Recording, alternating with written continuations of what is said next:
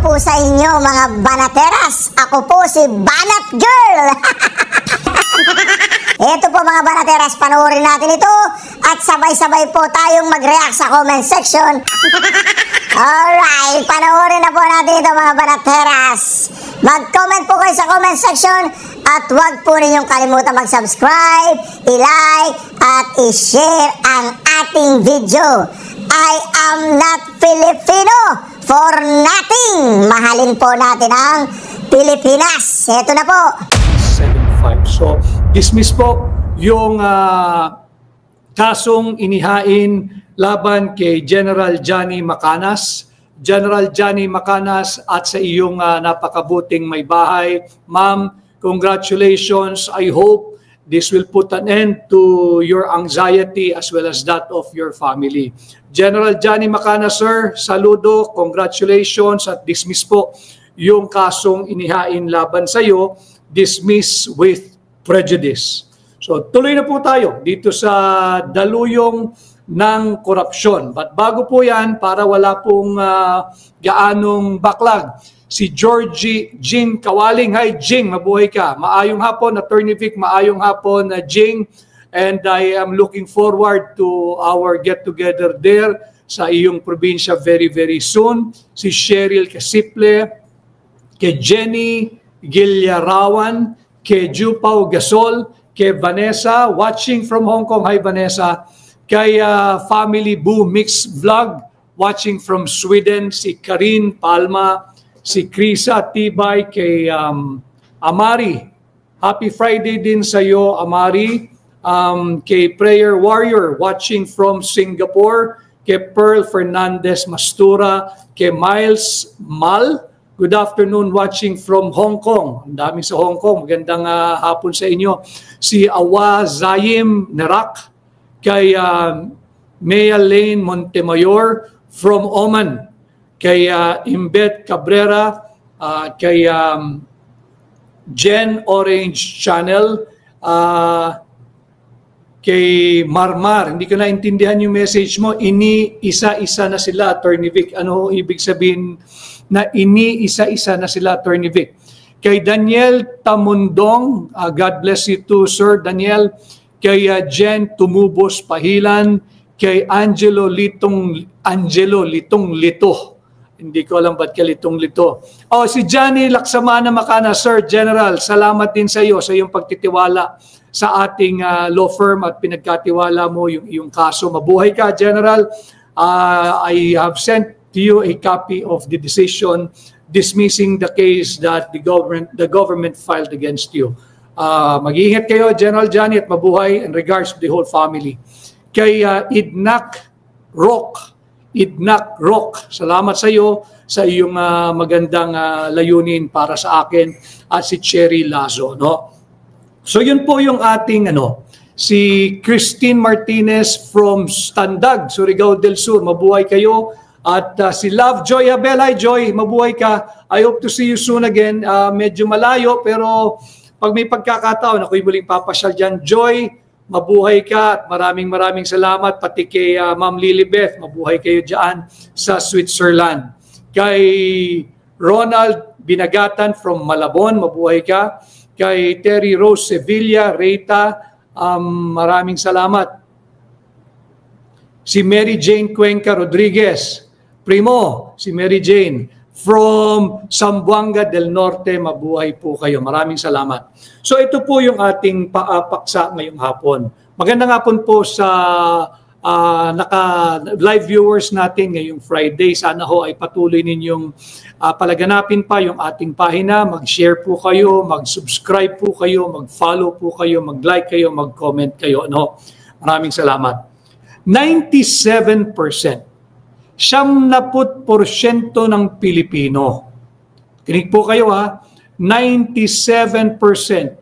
77% ng Pilipino ang nagsabing laganap, masahol, talamak at garapal ang kurakot at pagnanakaw at korupsyon sa ilalim ng Marcos Jr. administration.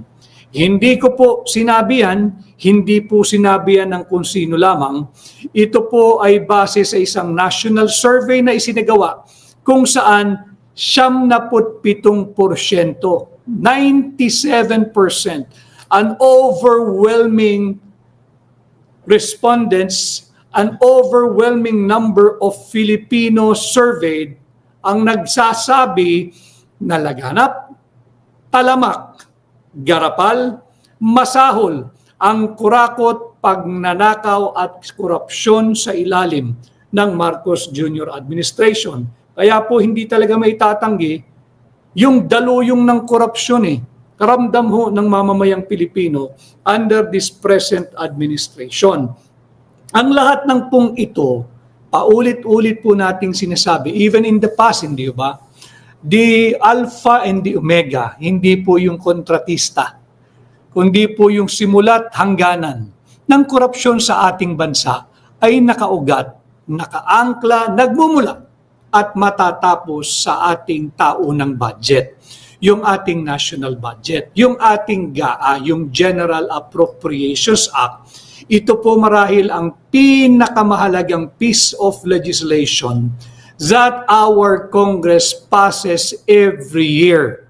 Ito na po, bukod lamang kung merong economic stimulus o meron pong higit pang mahalagang batas na ipapasang ating Kongreso. Pareho po yan, yung mababang kapulungan at yung Senado. But bar none, ang ating pong taunang budget, ang pinakamahalagang piece of legislation na ipinapasa ng ating Kongreso at pinipirmahan ng ating Pangulo. Yan po ang katotohanan. Kanya nga po, hindi ba, there is a very, very big uproar dito sa nangyayaring flood control funds anomaly, nangyayaring flood control ghosts projects, yung walang kamatayan at walang katuturang AKAP, AYIX, at kung ano-ano pang ayuda. Ginawa na nga tayong ayuda nation, especially ngayon pong 2025. Tatandaan nun ninyo, kasabot din ng COMELEC,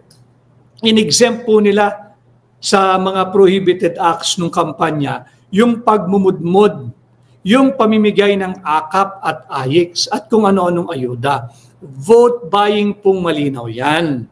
Vote buying na malinaw, subalit siyempre si Chairman Technical Glitch ay bahagi po ng kanilang aparato, in-exempt po iyan, tingnan ho ninyo.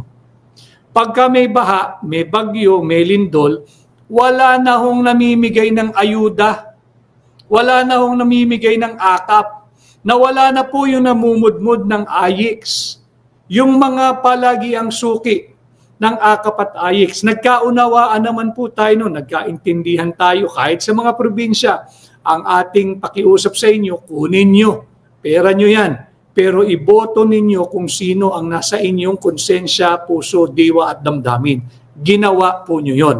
Siyempre, hindi naman natin kontrolado ang makina at palagi namang ginagamit ng COMELEC yan, lalo na kung ang chairman pa rin ay si Chairman Technical Glitch, yan po ang mangyayari. Subalit, ngayon ho, dahil nga ang ating layunin ay itaas ang antas ng pampublikong diskurso, higit na mapalawak, mapalalim at buksan ang inyong kamulatan, tingnan ninyo, nakailang sakuna na.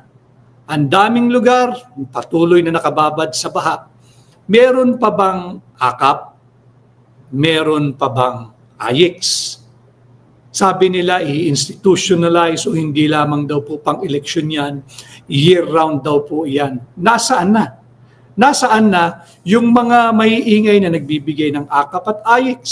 Kaya nga ho, di ba, ang ating kritisismo, ang ibig palang sabihin ng AKAP, ang kakapal ng aming pitaka ng mga tiwaling politiko. And true enough, days after the midterm election, pumutok na po itong hindi na maaawat na flood control funds anomaly. Ulitin ko ang punot dulo po ng korupsyon sa ating bansa ay ang ating taunang national budget. Yung yearly GAA, especially for this year, when the President, si BBM, pinirmahan niya yung invalid unlawful, illegal, immoral, and unconstitutional 2025 national budget. Pinirmahan niya yan after silang magkaroon na naman ng propaganda na masusi nilang pinag-aaralan ang panukalang 2025 budget noong Disyembre ng nakaraang taon. At nung siya ay pumirma na at naglabasa na nga, nagsampa na ho tayo ng kaso sa Korte Suprema, hindi ho ba? Questioning the constitutionality. We want to strike down the 2025 national budget for being unconstitutional. Ano po ang naging tugon ni BBM? Pinag-aralan daw po niya ng masusi. Binasa niya ang kada pahina ng mahigit na 4,000 pahinang 2025 General Appropriations Act. Tapos ngayong sumabog na po itong hindi na maawat at hindi na maikubli na korupsyon, ang kanyang lusot, wala raw po siyang kinalaman diyan sa mga nangyayaring anomalya. 3 taong ka ng presidente, at least entitled, you're the president, pwede bang hindi mo alam ang nangyayari sa iyong taunang budget? Now, with the 97% of the Filipinos, based on the recent survey, condemning that there is indeed a widespread, prevalent, and para po itong stage 4-like cancer. Talagang malala na, malubha, malala na, under the Marcos Jr. administration, malaking pagtataksil, malaking disservice, malaking pangbubudol ang ginagawa ng ICI, yung Independent Commission on Infrastructure. Ito po ay lantarang whitewashing or cover-up. Dahil pareho ng ICI at ang Blue Ribbon Committee ng Senado, nagsasagawa po yung ICI, imagine ninyo, nasa labas na ng lansangan ang parami ng mga Pilipinong nagpapahayag. Ang ginawa ng ICI, closed door ang kanilang fact-finding. Bahala na po kayo mag-spell kung ano po ang pag-spell nyo ng fact-finding. Ano ho? So, nandiyan po, they are doing it closed door. Diba? Yung fact-finding nila at yung pagsuspindi, yung napipintong pagsuspindi ng Blue Ribbon Committee at agaran ng pagtigil ng Blue Ribbon Committee sa pagdidinig nito ng mga anomalya sa flood control. Pinapababa lamang nila yung init ng ulo ng mga tao. At pagka na pang nag-resume po ang hearing ng Blue Ribbon, agad-agad po nagsabi na sila, maybe 2 more hearings, at pagbalik daw ho nila, ang kanilang bubusisiin, sisiyasatin at pag ang didinggin ay yung farm to market road. Teka muna, hindi pa naman tapos exhaustively the way they have conducted the investigation regarding the citizenship, the POGO, the connection ng isang dating mayor ng Bamban, Tarlac na si Alice Guo na talagang extensive, exhaustive. Bakit itong flood control anomaly ititigil na? So wag po tayong pumayag, patuloy po kayong mag-ingay at nakita naman natin na sa gitna ng panggigipit ng kasalukuyang administrasyon. Lilinawin ko dahil marami daw pong mga nakamonitor sa aking pahina. Magkaiba po para sa aking pananaw ang administrasyon at gobyerno. I am a critic of this administration but I am not the enemy of this government. There is only one government in the country, the government of the Republic of the Philippines. Administration, they will come and go. Whether they finish their term or not, administration come and go. Kanya nga po, meron tayong term limit . Iba po yung gobyerno sa administrasyon. Yung mga nasa lansangan, nagpapahayag ng kanilang saloobin, ang kanila pong reklamo ay ang korupsyon ng kasalukuyang administrasyon. Hindi po sila nananawagan na papagsakin ng gobyerno. Magkaiba po iyon. Humihingi po sila ng pananagutan transparency and accountability sa kasalukuyang administration. Pero hindi po sila kalaban ng gobyerno.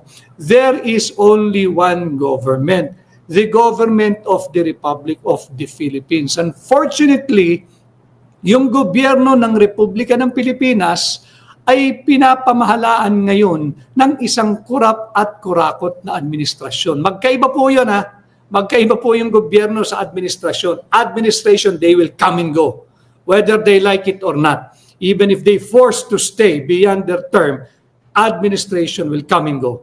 Bakit? Balikan po ninyo. Article 2, Section 1. Sovereignty resides in the people and all government authority emanates from them. So ang permanente po ay ang ating gobyerno. Yung administrasyon, hindi po permanente yan. Lilipas din po yan. Kaya magkaiba po yan. Ano?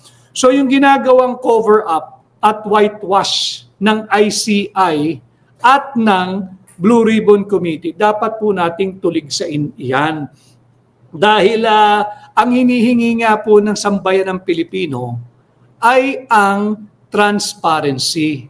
Paano tayo magkakaroon ng transparency kung closed door ang fact-finding, kung closed door ang investigation? Paano tayo magkakaroon ng transparency and accountability kung ititigil na o ililihis na ang direksyon ng Blue Ribbon Committee hearing? We all just have to go back doon sa underlying reason why the Blue Ribbon Committee was convened on the first place. Ano ba yung naging issue? Hindi ba yung flood control funds that the Philippines is underwater?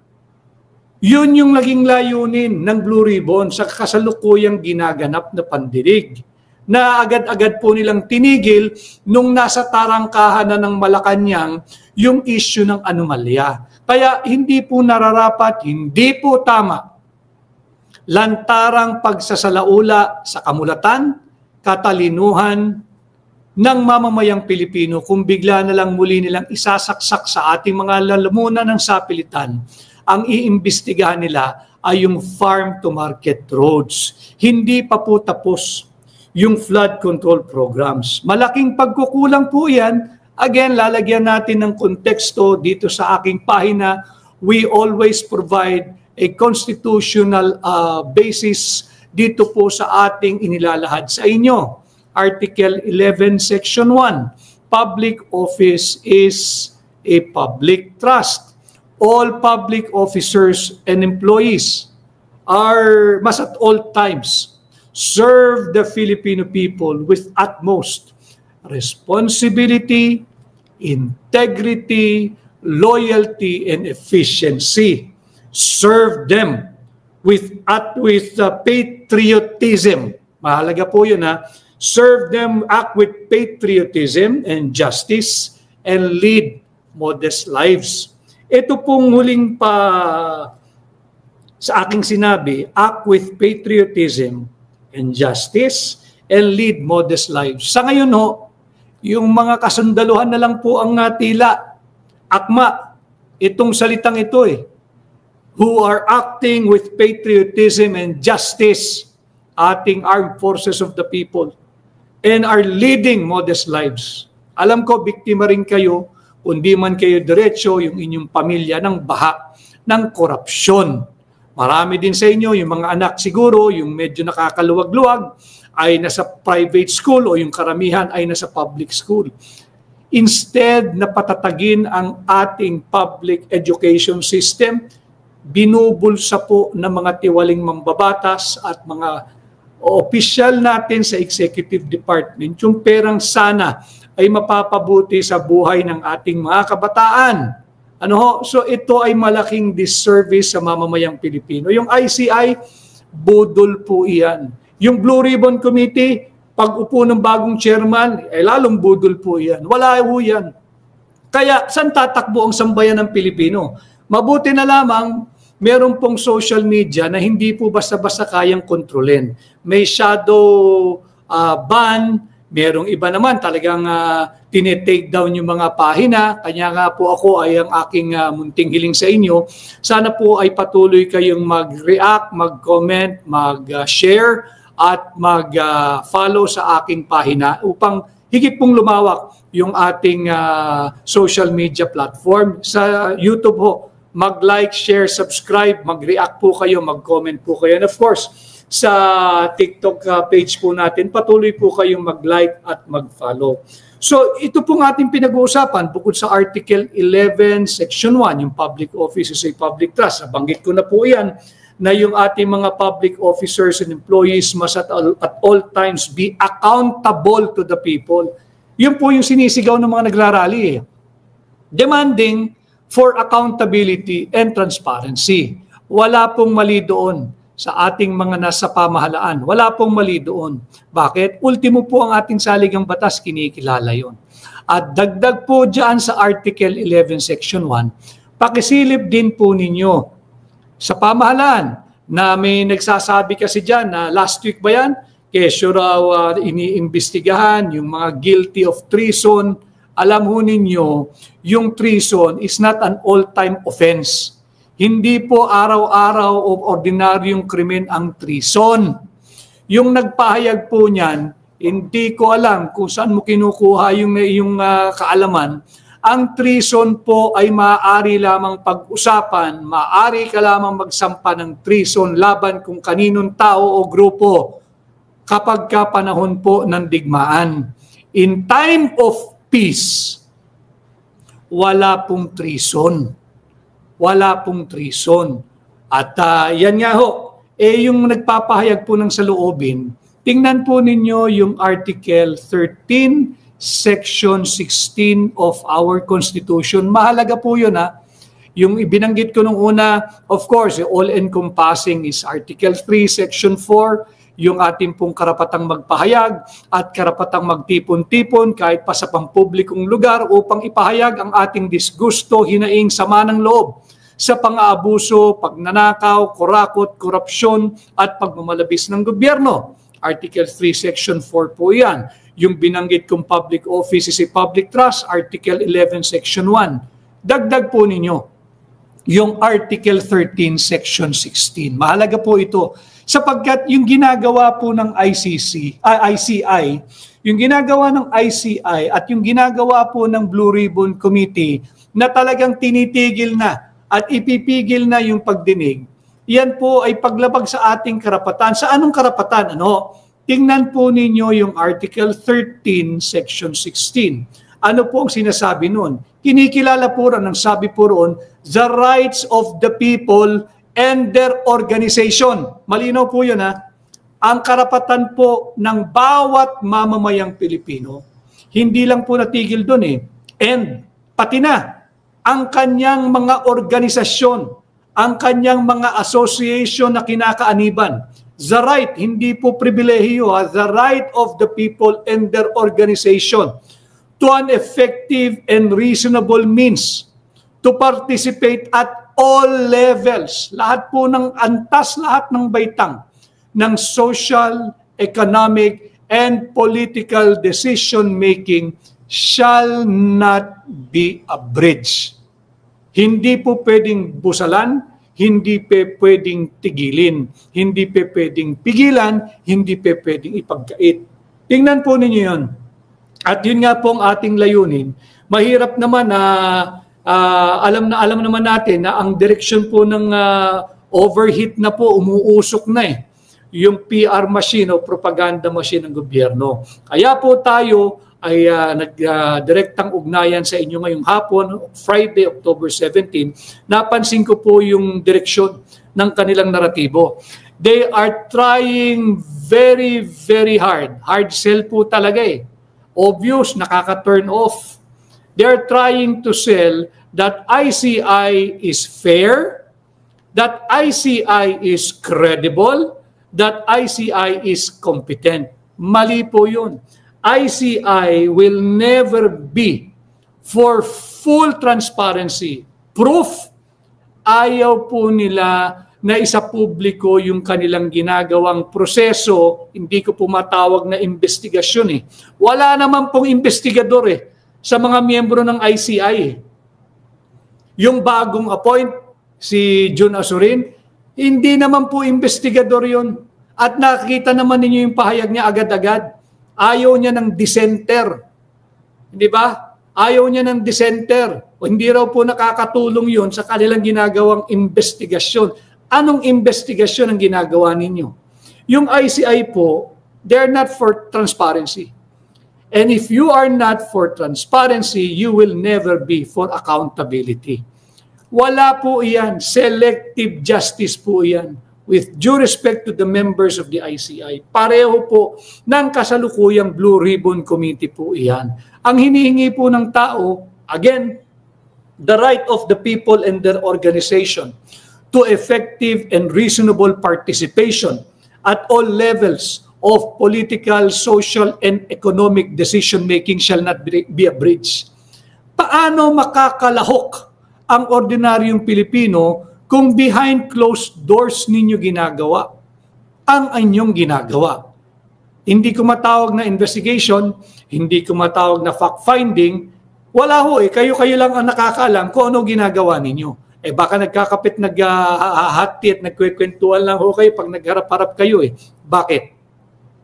Pinatawag yung dating speaker na si Martin Romualdez.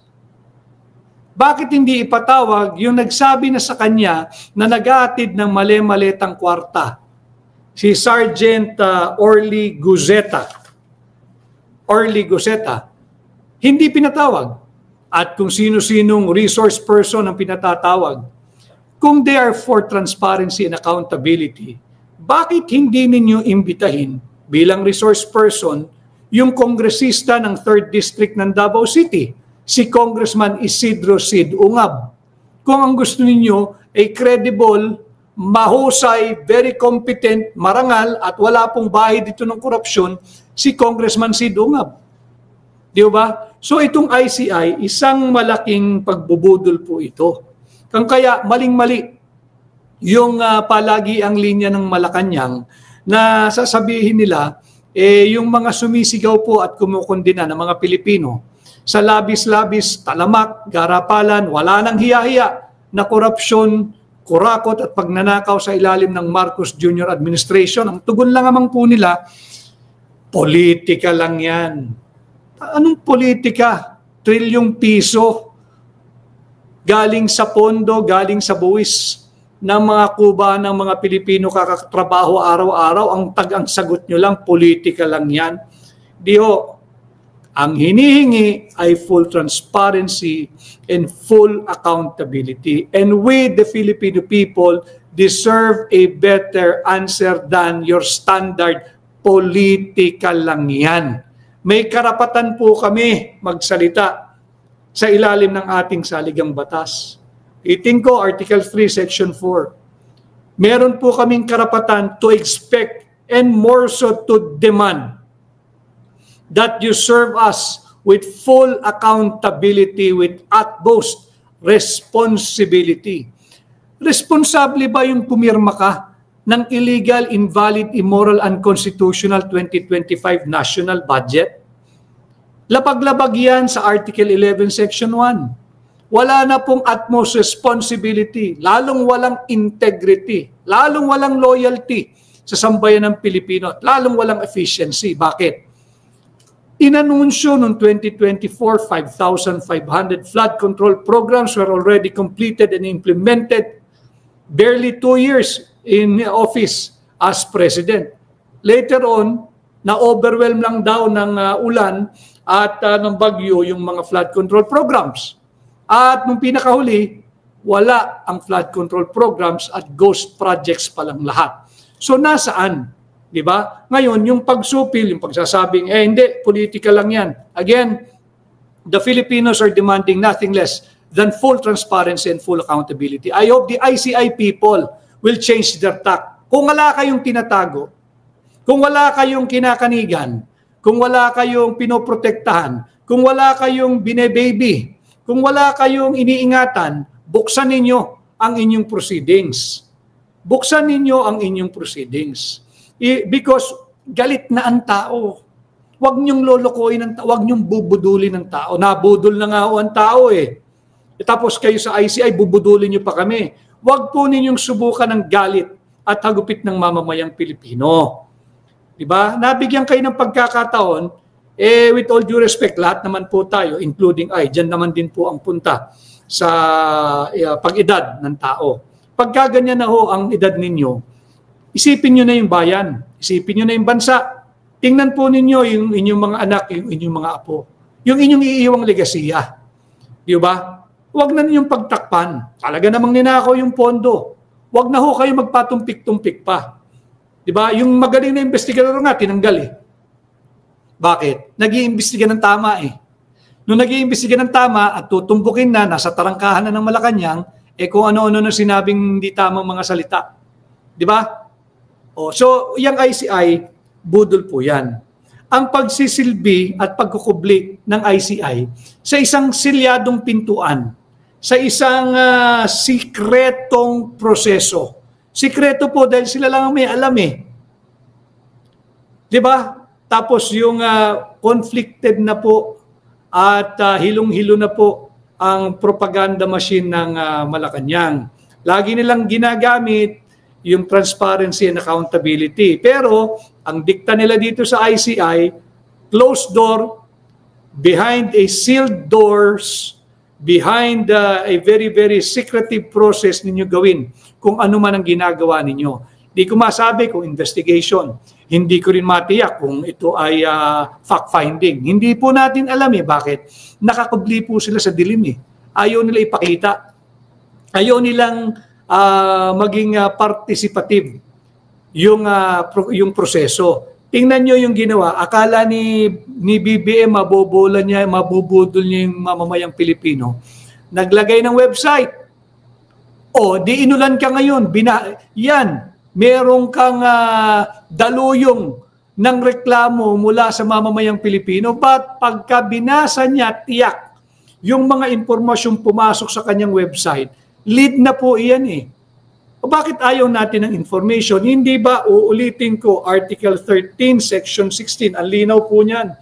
The right of the people and their organization to a reasonable and effective participation at all levels of social, political, and economic decision-making shall not be abridged.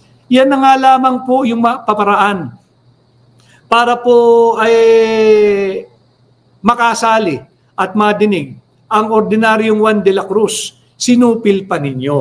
Ano? So, wala.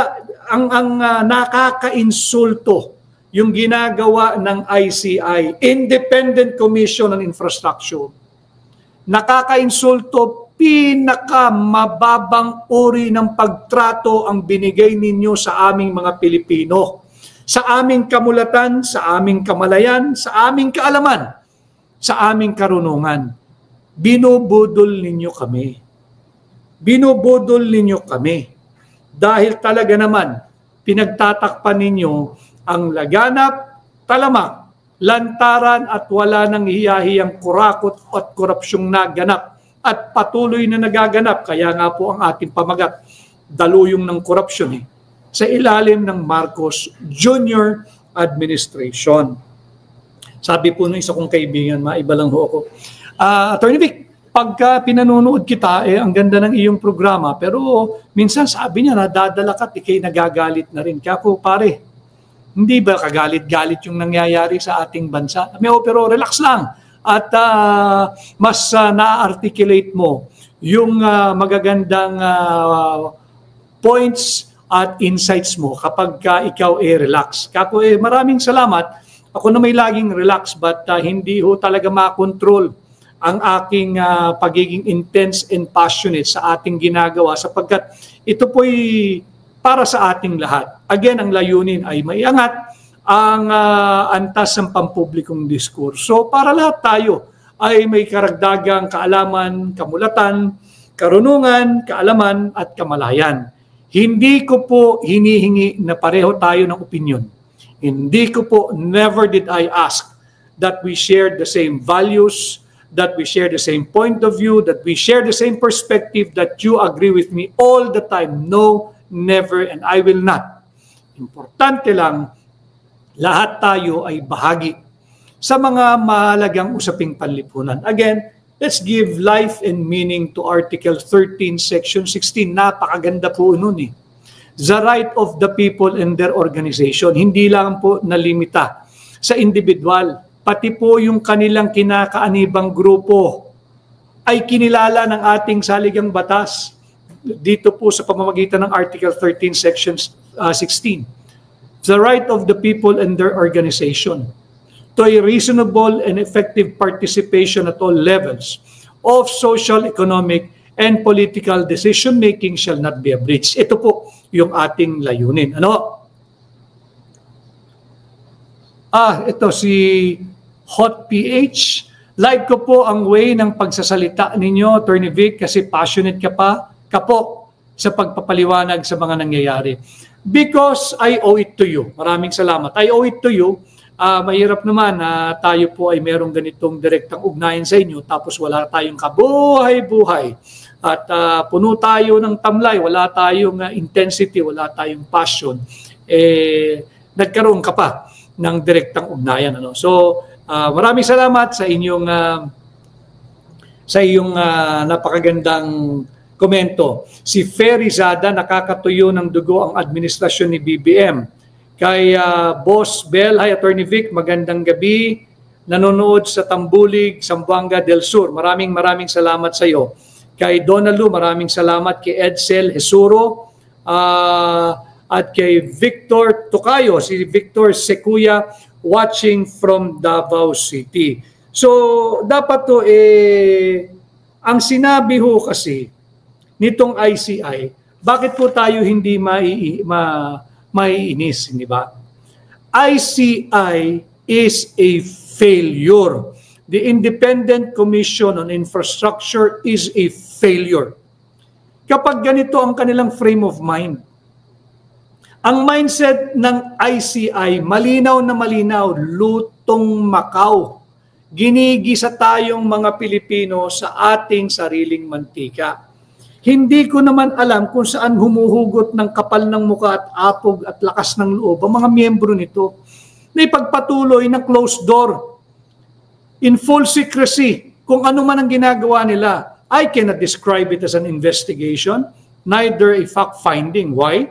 Sila lang ang nakakaalam eh. Tapos piling-pili yung pinatatawag. Anong ibig kong sabihin? Ipinatawag si Martin Romualdez, may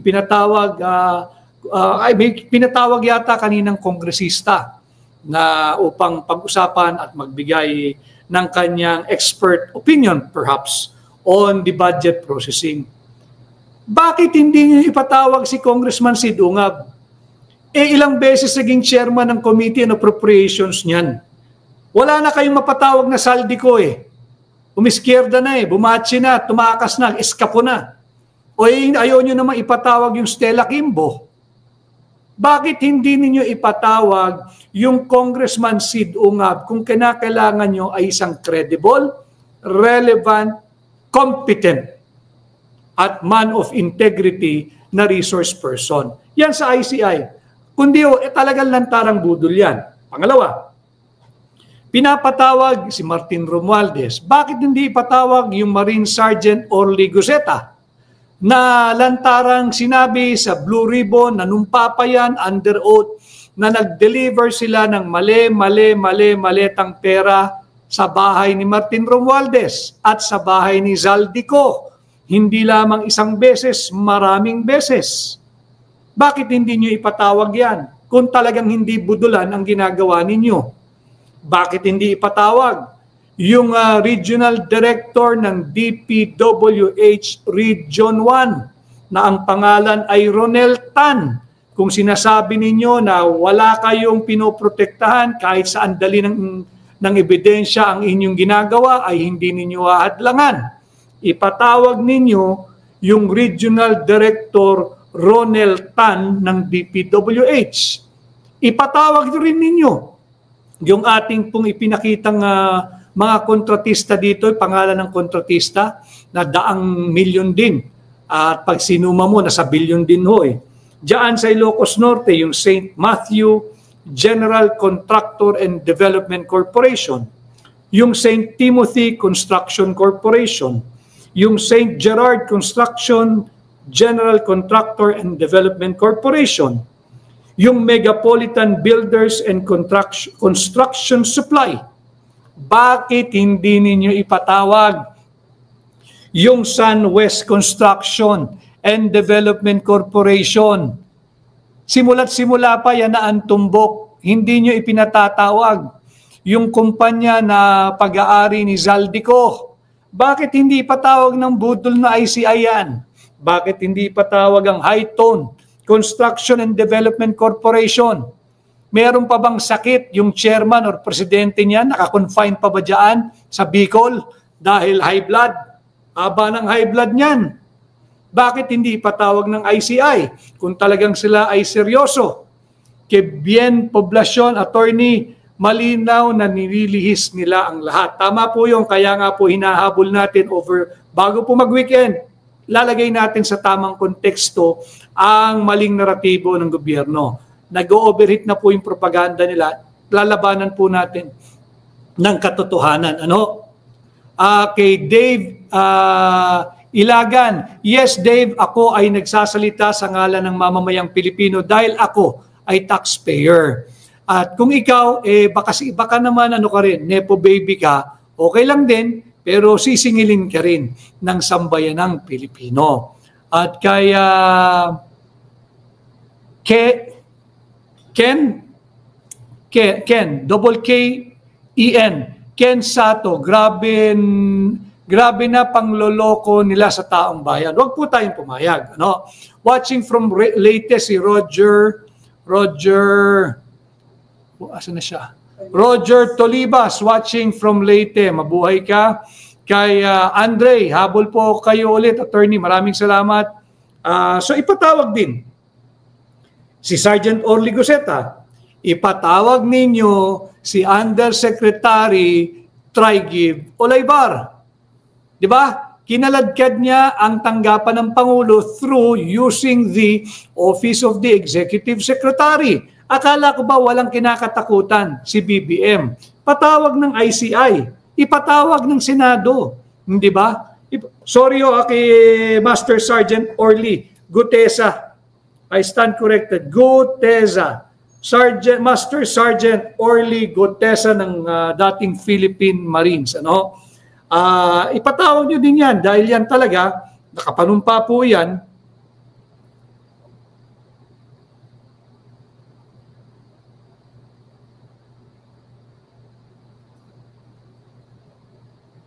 So, ipatawag nyo po yan. Patawad nyo si Congressman Sid Ungab.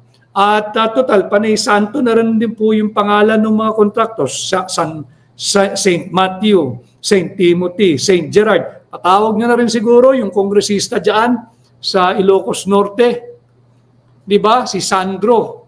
Total, santo na ho sila lahat dyan eh. Patawag nyo si Governor Chavit Singson. Patawag nyo yung Regional Director ng Region 1, Ronel Tan.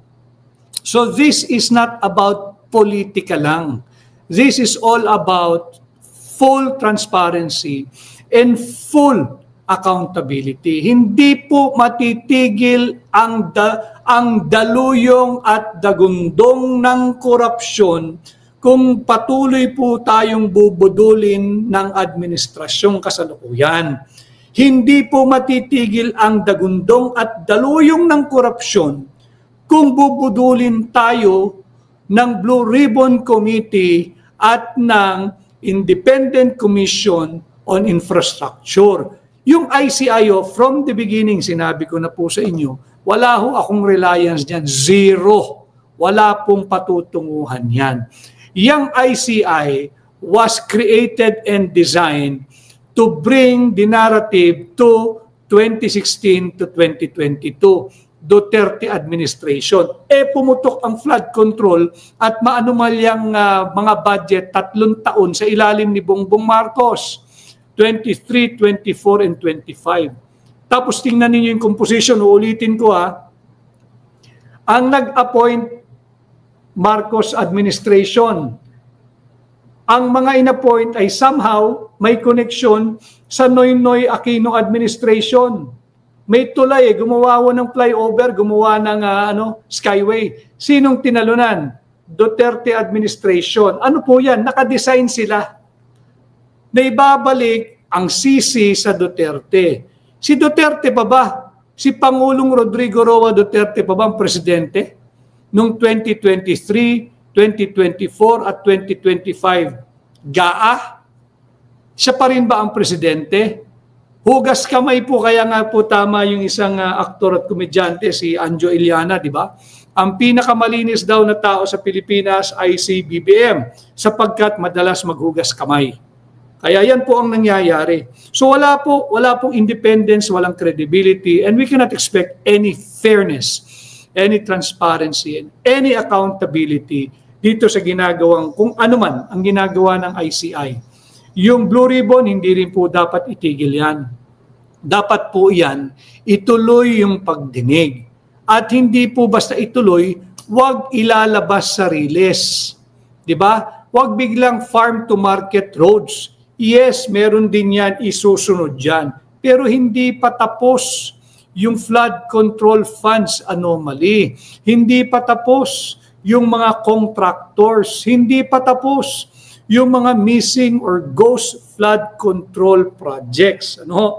At kaya naman yung itutuwid natin, yung false narrative. And I'd like to commend yung mga kagaya ko rin na nagpapahayag sa social media na pilit linalabanan yung maling naratibo ng kasalukuyang administrasyon. Wala po tayong aasahan sa ICI. Budol po iyan. And before we further continue, let me just greet the following. Nais kong batiin yung ating mga kaibigan sa Brand New Vizcaya Empowered Women's Organization. Diyan po sa Nueva Vizcaya, ang Brand New Vizcaya Empowered Women's Organization. May nagpapa-shoutout po nung last, hindi ko po kasi nababasa lahat. At Gilbert Cardoso 9792, maraming salamat sa iyo. Aking kaibigan, Go Uste, ang aking kapwa Tomasino, si Miss Gina Francisco at ang buong UST community, Go Tigers, at higit sa lahat, nanonood po, I think, si Ma'am Felicitas, Mami Tiger Francisco. Mami Tiger, nanay, magpagaling po kayo at magpalakas po kayo at magcha-champion pa po ang UST men's basketball ngayong season na ito kung saan tayo po ang host at kinakailangan hindi po makukumpleto ang Coliseum kung saan mo po gaganapin ang napipintong pagbabalik ng UST bilang kampiyon nang wala po kayo. So, Mami Tiger, Mrs. Felicitas Francisco, Ma'am, ang napaka-legend po ito, icon po ito. Ang hepe po, matagal na, ang head po ng UST Physical Education Department. Ma'am, magpagaling po kayo, magpalakas po kayo. Bati rin ako kay Brian Lim ng PPP Party List. Mabuhay ka, Brian. I shall see you again soon. At syempre, ang kaibigan ko mag-asawang Dr. Richard and Erica Mata, maraming salamat sa iyong nakikita ko, nare-repost ninyo yung aking mga ipinupost at mensahe sa aking pahina. Doc Richard and Erica Mata, I shall see you soon. Maraming salamat. Ito, kilala ko ito. Banat Bay. Unang sabi ni Banat Bay, laba, Attorney Vic. Pinaglalaba tayo ni Banat Bay, pero mukhang nagkamali. Laban, ang ibig niya sabihin. Pero hindi mo rin maintindihan ito si Banat Bay kung nang-Alaska eh. Minsan yung salita niyang laba, Attorney Vic, pwede rin. Sabado bukas, Banat eh. Pwede. So si Banat Bay, laban, Attorney Vic, maraming salamat sa iyo. Lead the way, Attorney Vic Rodriguez, maraming salamat. Si J. Guevara TV, maraming salamat. At medyo mahaba pa po tayo, batiin ko lang po lahat ito. Tatuwa po ako, nag-message sa akin ang aking kaibigan, si Gina Francisco. At yun nga, magpagaling si Mami Tiger, Mrs. Felicitas Francisco, ang icon po yan.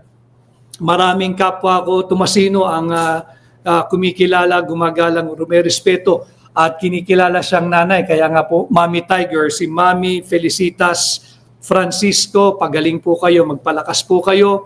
Si Bernal, go uste, maraming salamat. Banat Bay, nasa likod mo, ang Banateros boss, maraming salamat sa inyo.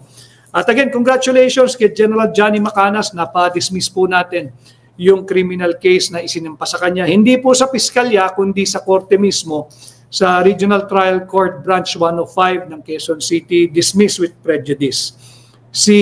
Batiin ko lang po, medyo madami po ito, konting pasensya.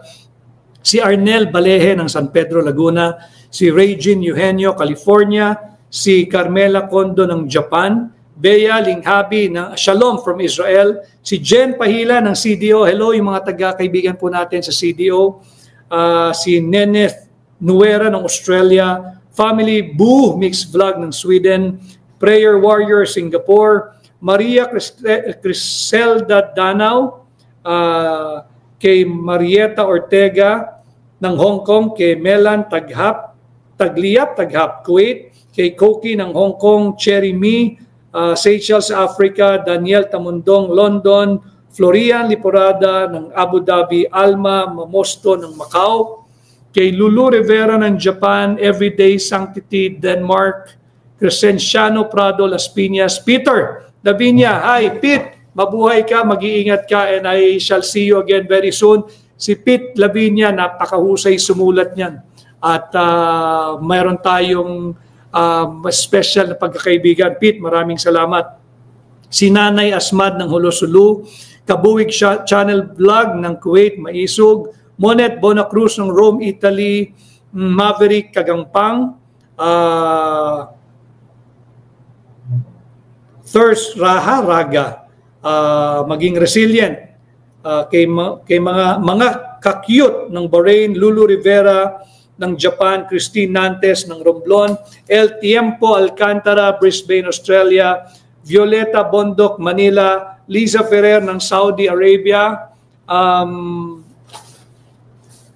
si Rock Vane, Jess Profile, Kerina Med ng Berlin, Germany, Iron Osorio ng Brunei Darussalam, Dailinda Aguilar ng Mindanao, Pamela Bautista ng Singapore, Rosalie Dayo ng Thailand, Mafe Nacionales, Malaysia, Liza Dalpra ng Italy, Nelisa ng United Arab Emirates, Dewey Tingson, ibalik ang Blue Ribbon with Senator Marcoleta as lead. Yan po ang maraming hiling ng maraming Pilipino. Si Rain ng Paris, at si Lovejoy Habel, Attorney Vic, paki-shoutout po sa mother ko, si Carmen, at pamangking ko na si Kezia, Hakbang na Maisog, Konsolasyon, Cebu, at sa mga maisog at active na member namin doon sa Hakbang ng Maisog, Konsolasyon, Cebu. Muli, kay Mami Carmen ni Lovejoy Habel, mabuhay po kayo. Maraming salamat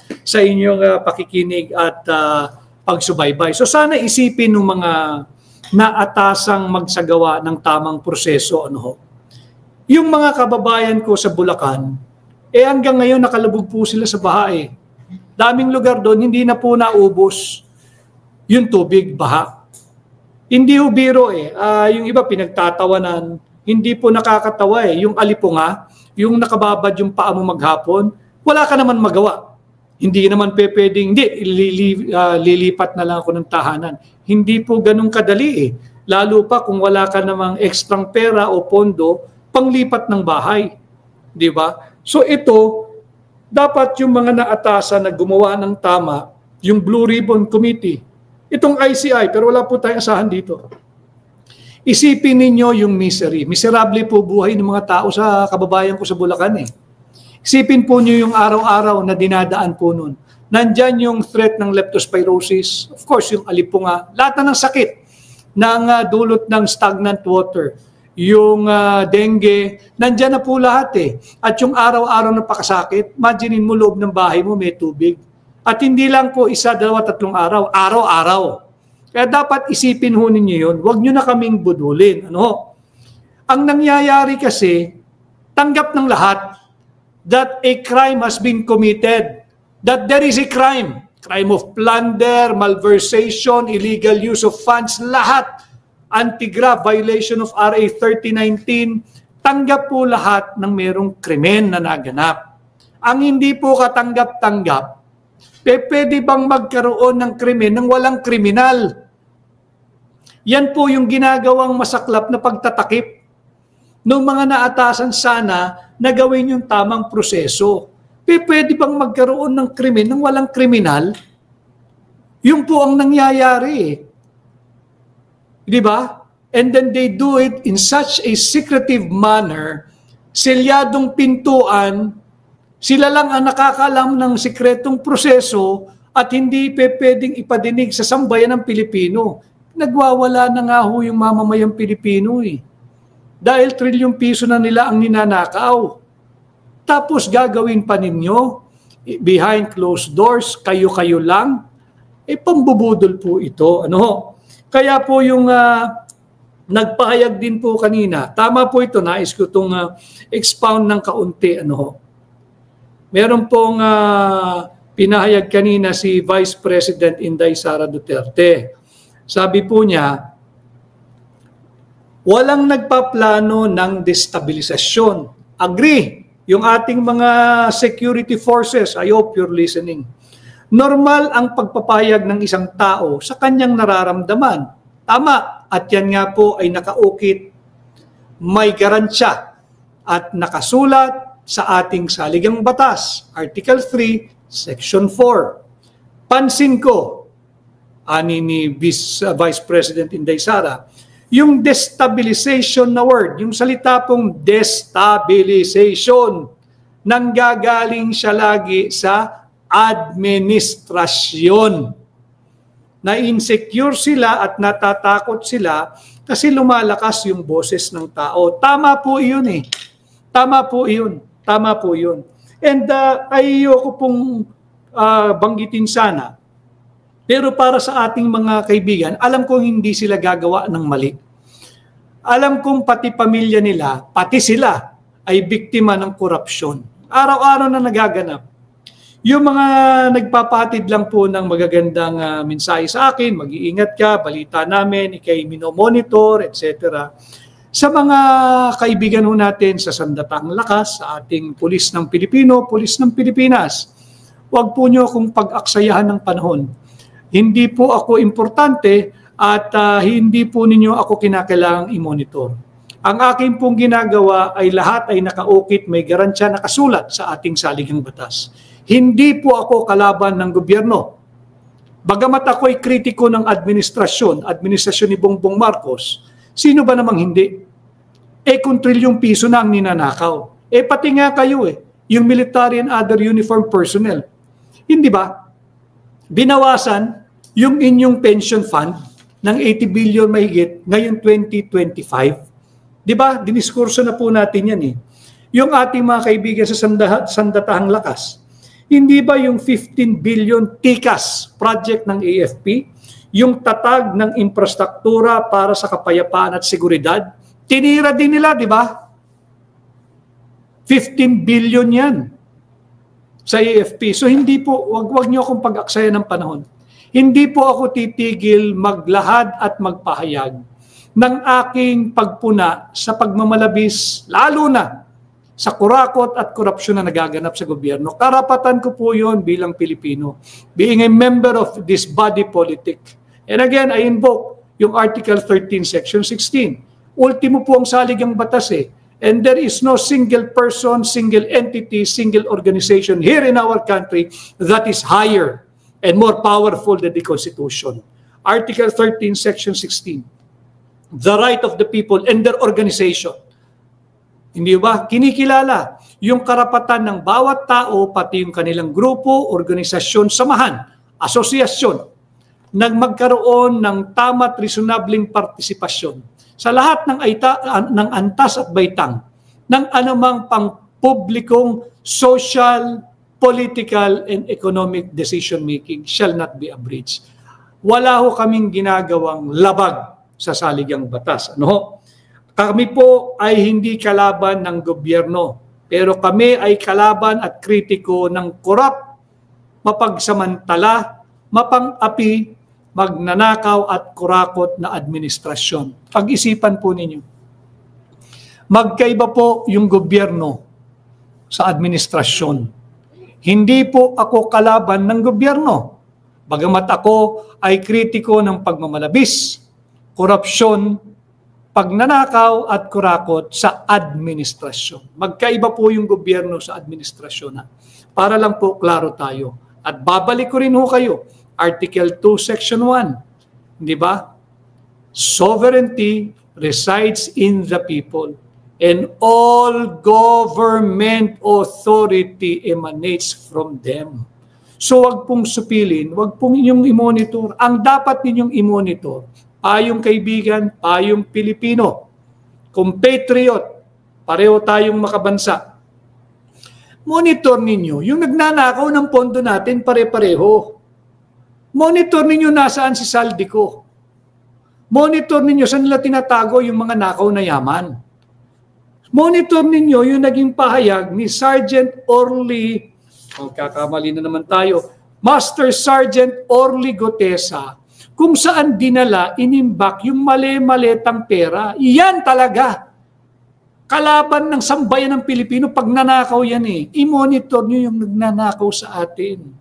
Hindi yung nagiging instrumento na nagpapahayag ng saloobin ng mamamayang Pilipino. Di po ako kalaban.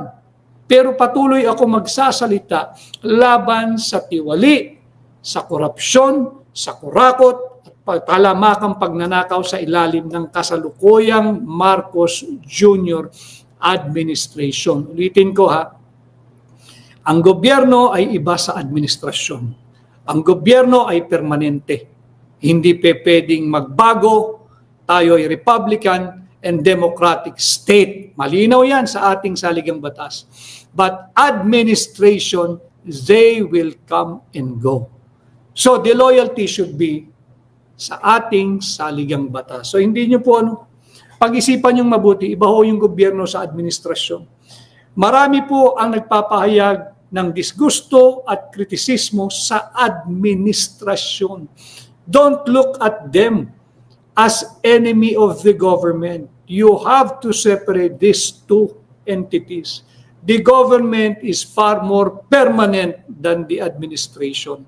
The administration, any administration for this matter, will come and go. They have to come and go because the Constitution so provides. 6 years lamang ang termino. So they will come and go. No, para malinaw tayo. And again, Article 2, Section 1, pakisilip po ninyo. Diba? That the Philippines is a Republican and Democratic state. Sovereignty resides in the people and all government authority emanates from them. Kahit po kayo, hindi kayo ang gobyerno. Kasalukuyan lang kayong nasa administrasyon ngayon kung ano man po branch of service kayo. Ano ho, para lang po tayo malinaw. And then monitor nila, ito dapat nyo i-monitor. Bakit hanggang sa ngayon, walang nakakasuhan? Pwede na hong kasuhan yan ng violation ng Revised Penal Code, Article 217, yung malversation of public funds. Article 220, illegal use of public funds or property. Ano po yun? Yung ODA, yung Overseas Development Assistance, minanggil po nila, yung unprogrammed funds, pinag-jaggle-jaggle nila. Hanggang ngayon wala nakakasuhan. Yan po, kalaban po ng gobyerno yung mga yan. Bakit? Ninanakaw po nila, pera natin pare-pareho eh. Imbis na sanang palakasin, higit ang ating education system, ninanakaw po nila eh. Pahirap sila eh. Sila i-monitor nyo. Article 219, failure of responsible officer of the Revised Penal Code po ito, Article 219. Failure of a responsible officer to render accounts before leaving the country. O si Saldico, wala na, umalis na eh. Wala mang clearance yan mula sa COA. Grabe yung perang dumaan dyan, sa palad niyan, tiyak tayo yan. Yan ang i-monitor nyo. Bakit hindi kinakansela ng gobyerno yung kanyang pasaporte? Hindi ba? Yung Article 170, balik po tayo doon sa isinamparaming kaso ni Congressman Sid Ungab at ng mga ilang kilalang abogado. Article 170 of the Revised Penal Code, falsification of legislative documents. Sino yung makating kamay na nagpuno ng mga patlang at blanco diyan sa Bicameral Conference Committee report? Sino? Panagutin natin dahil hindi po biro-birong kaso na ang nangyayari sa ating bansa. Ano? So, batiin ko lang po yung iba. Si Robert Namindang, maraming salamat. Si Dino Guan, si Jen Rablo, si Robert Namindang, yes, Duterte Solid, si Dang Turay, si Enyo Ramos, si Owen Gen Z from Taiwan, si Nal Fad, God bless the Philippines. Yes, God bless the Philippines and God helps of the Philippines. Si June Malabanan, maraming salamat sa iyong pagsali. Si Alexa Montero, maraming salamat sa iyo, Alexa Montero. Si Rani 81, kay Yatski KZ, kay Janati Arata, kay Alda Penzon, watching from Tondo, Manila. Hi Alda Penzon at yung mga kaibigan natin sa Tondo, Manila, mabuhay po kayo. Si Rebecca D. Seredrica, Godspeed, Attorney Vic, marami pong salamat. Si Michelle, thank you, Sir Vic Rodriguez, marami din pong salamat. Si Mayan Mediavilla, kay Mary Jean Busante, si Dang Turay, kay Beta.Carotene_Insights, approve sa Tinig Maisog. Sana po patuloy po kayong mag-komento, mag-like, mag-share, mag-comment, follow sa aking pahina sa Facebook. Ganon din po sa YouTube. Sana patuloy kayo na mag-like, share, subscribe, mag-comment, mag-react. And of course, sa TikTok, patuloy po kayo, patuloy pong pagtaas ang ating mga pag-like at mga followers. Ano? Kay Elizabeth ng Switzerland, Maisog, maraming salamat. Kay Juanita Morelos, salamat attorney sa magandang paliwanag. Ma'am Juanita, sana marami pang katulad ninyo ang napaliwanagan at naliwanagan sa napakaraming mahalagang usaping panlipunan na dapat po tayo lahat ay kasali. Kay Maria Delara, attorney, lagi ako nanonood at nag-share ng live mo. Maraming salamat, Ma'am Maria Delara. Si Ann Santos ng Barcelona, si Rochelle Dalumpines ng Lebanon, mag-iingat po kayo dyan. Kay Ibiang ng Scotland, Sandy Hirosana, Binangonan Rizal.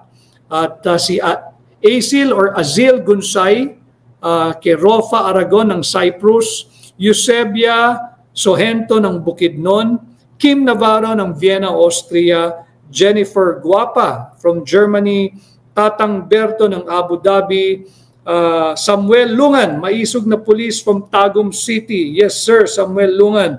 Si Mark G ng Ireland, Kuya Lito ng Washington DC at Marwin Gavino ng Palawan. Ganon din kay Ronald Quincena. Good evening, Attorney Vic, watching po from Barcelona, Spain. Ang mga Pinoy po ay mga edukado at nag-aaral na tao. Sana naman patuloy pong manindigan at ipaglaban ng kailangan makulong ang lahat ng sangkot. Sana po, kaya po yun ang ating, yan ang layunin ng ating munting pahina. At sana, going into the weekend, labanan natin yung false narrative, yung maling naratibo na ipinapalaganap ng kasalukuyang administrasyon, sadyang ibinibenta na credible daw at competent at fair at just ang ICI. Budol po iyan. Wala po tayong aasahan dyan, cover up po iyan. At hanggat hindi nagkakaroon ng tunay na investigasyon upang panagutin yung mga dapat managot, tuloy-tuloy lang po ang daluyong ng korupsyon sa ilalim ng kasalukuyang administrasyon. Uli, sa mga nanonood, gobyerno at administrasyon, magkaiba po yan. Ang gobyerno ay ang Republika ng Pilipinas, nag-iisa lang po yan. Ang administrasyon, unfortunately, ngayon, Marcos Jr. administration. Pero may hangganan po yan. May hangganan po yan. Administration, they will come and go. They have no choice. Why? Because we have the Constitution. Sabi ng Constitution, 6 years lamang yan. So magkaiba po yan. Ha? Magkaiba yung gobyerno at magkaiba ang administrasyon. Ang gobyerno ay ating pinoprotektahan, kinikilala at itinataguyod. Subalit walang sino man ang pwedeng pumigil kahit kanino na maging kritiko ng sino mang administrasyon. Muli maraming salamat sa inyong pagsama. Ako po muli ang inyong kaibigan, Attorney Vic Rodriguez, Pilipino abogado, maisog hanggang sa muli nating pagsasama sa ating direktang ugnayan dito sa Tinig Maisog. Magandang gabi po at mabuhay ang Pilipino, mabuhay ang Pilipinas.